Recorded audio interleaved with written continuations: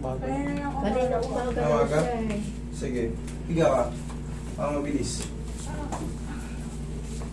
Sige, higa ka. Tsaka ako nakakausapin pagkatapos. Relax ka lang, huwag kang matatakot, ha? Sige. Nga lang. Relax lang, nga. Okay. Yan, sara. Okay? Buti na lang. Wait lang. Ang bilis. Oh, tissue.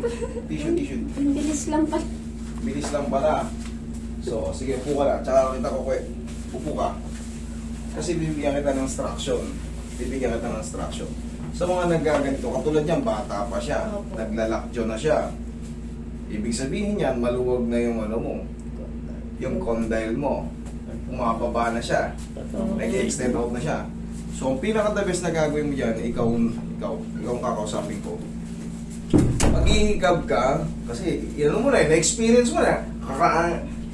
Wala masisira ang ano pag di mo nabalik yan, tsaka mangangawit ng todo yan. Sobrang sakit na yan. Habang tumatagal ang mga oras, sobrang sakit niyan.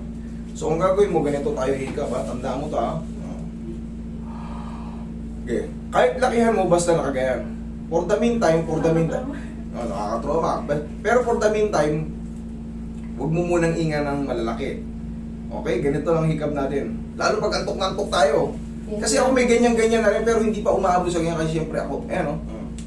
Ganun po nangyari sa Ano? kanya. Tukumantok siya eh. Actually po kasi noon pa, parang na-experience ko na rin na maglalak siya, pero... Naagapan. ano lang. Naagapan. Pero sobrang sakit pag nababalik ko siya. Sobrang sakit. Tandaan mo, ha? Ang hikab natin na ganito, ha? For the meantime, kahit hindi mo muna sobrang laki yan, kasi ano pa yan, maluwag pa yan. Maluwag pa yan. Mamassage ko lang dito mo para tapos na tayo.